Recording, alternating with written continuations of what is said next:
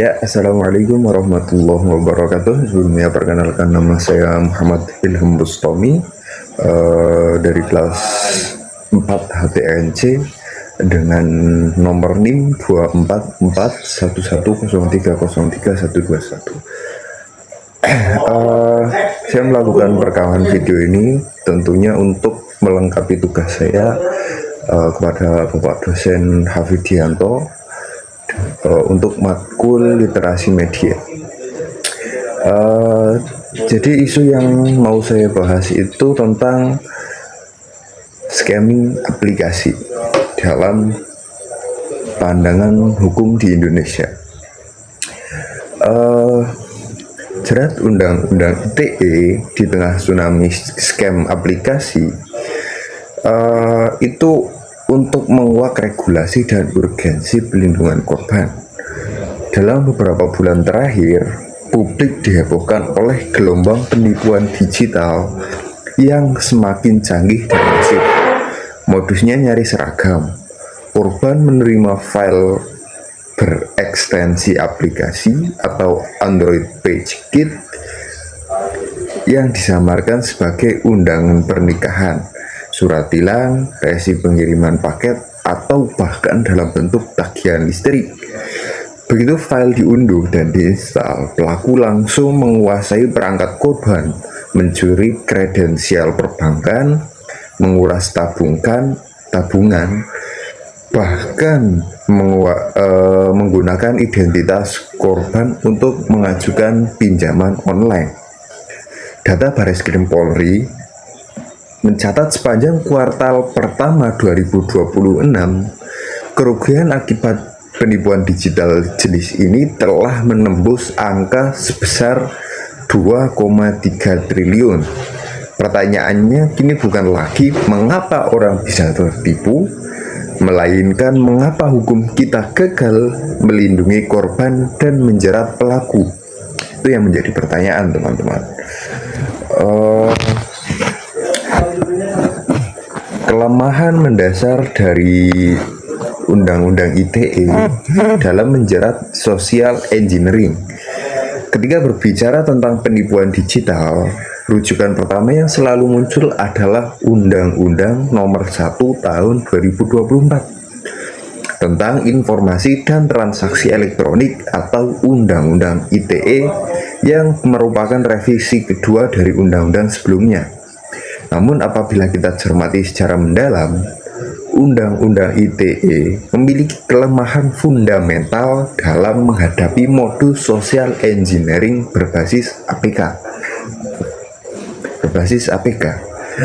Pasal 35 pasal 51 Undang-Undang ITE melarang manipulasi informasi elektronik dengan tujuan merugikan orang lain. Namun pasal ini lebih menyasar pada tindakan teknisnya, bukan pada tindakan terkait hukumnya. Tindakan teknis itu seperti hacking, phishing yang berbasis link, atau unauthorized access. Modus pengiriman file aplikasi justru bekerja di wilayah abu-abu.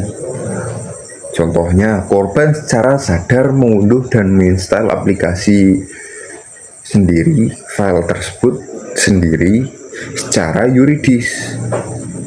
Secara yuridis ada tindakan persetujuan dari korban, meskipun persetujuan itu diperoleh melalui tipu daya. Disinilah letak celah dari hukum Undang-Undang ITE, yaitu hukum pidana konvensional hanya mengatur penipuan yang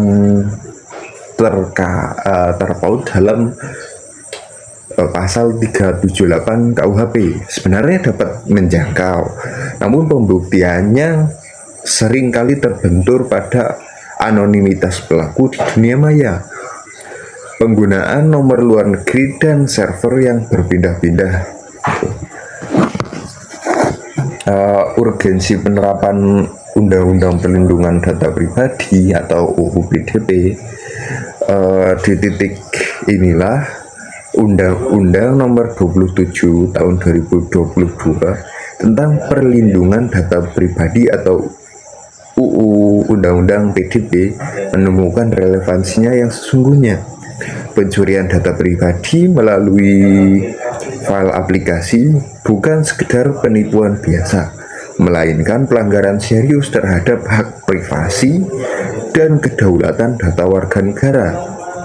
Seperti terkandung dalam pasal 65 ayat kedua Undang-Undang PDP, secara tegas menyatakan bahwa setiap orang dilarang secara melawan hukum untuk memperoleh atau mengumpulkan data pribadi yang bukan miliknya dengan maksud menguntungkan diri sendiri atau merugikan subjek data. Ancaman pidananya yaitu berupa 5 tahun kurungan penjara dan denda hingga 5 miliar rupiah, teman-teman. Namun persoalannya kembali pada penegakan Undang-Undang PDP baru secara efektif berlaku penuh pada Oktober 2024. Hingga saat ini aparat penegak hukum masih gamang dalam menerapkannya. Minimnya jurisprudensi, kurangnya pelatihan teknis bagi penyidik, serta belum terbentuknya lembaga pengawasan independen sebagaimana diamanatkan dalam pasal 58 Undang-Undang PDP membuat regulasi ini seperti macan ompong karena memiliki dasar hukumnya, namun tidak bisa untuk memproses dari tindakan akibatnya itu. Padahal penipuan digital APK ini adalah ladang pembuktian pertama yang ideal untuk menguji efektivitas rezim hukum baru ini, gitu teman-teman. Selanjutnya itu membahas tanggung jawab platform dan lembaga keuangan. Salah satu perkembangan studi hukum terkini yang patut dicermati adalah lahirnya putusan Mahkamah Agung nomor 458 tahun 2025 yang menyatakan bahwa platform pesan instan dan lembaga perbankan memiliki tanggung jawab perdata untuk menerapkan sistem deteksi penipuan yang memadai. Gitu.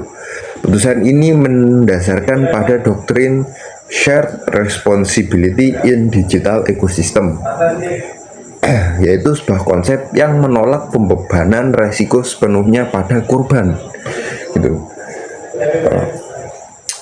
Ya, artinya bank yang sistemnya gagal mendeteksi transaksi mencurigakan, seperti tiba-tiba terjadi pembobolan dana dalam jumlah besar dan perangkat baru yang tidak dapat dikenal, dapat dimintai pertanggungjawaban untuk mengganti kerugian korban. Demikian pula platform pesan yang abai terhadap maraknya akun penipu yang menyebabkan file aplikasi berbahaya.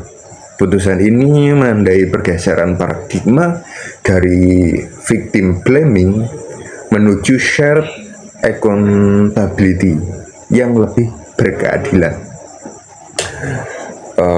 Opini saya dan kritisi saya dalam hal ini yaitu mencakup gelombang penipuan digital aplikasi merupakan peringatan keras bagi sistem hukum kita.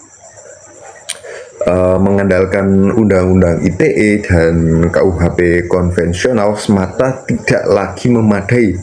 Itu menurut pendapat saya. Diperlukan langkah-langkah progresif sebagai berikut.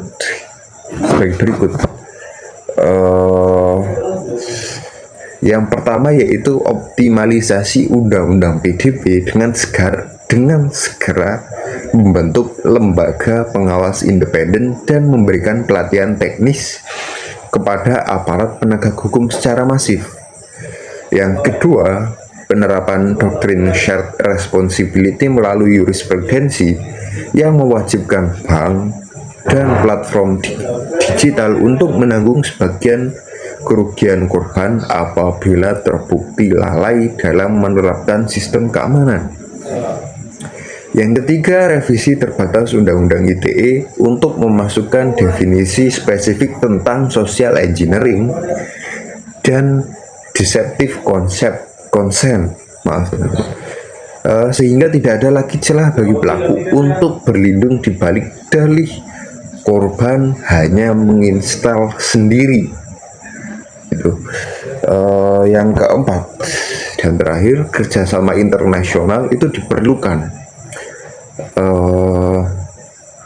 untuk kepentingan pelacakan aset digital, mengingat sebagian besar dana hasil penipuan mengalir ke rekening di luar negeri atau dikonversi menjadi aset kripto yang sulit untuk dilacak, teman-teman. Utamanya yaitu Indonesia itu tidak boleh menjadi surga bagi penipu digital. Korban bukanlah pihak yang bodoh, melainkan pihak yang gagal dilindungi oleh sistem.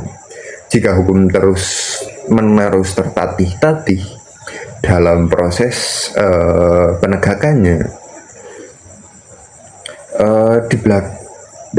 di belakang kecepatan teknologi yang semakin berkembang, maka yang tersisa hanyalah masyarakat yang paranoid dan negara yang kehilangan legitimasi di mata warganya.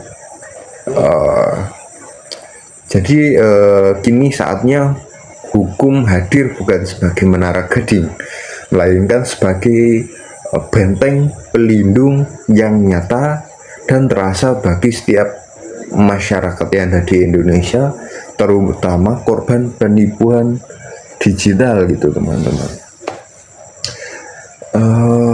Jadi itu simpulan yang bisa saya sampaikan, dan terima kasih. Terima kasih. Wassalamualaikum warahmatullahi wabarakatuh.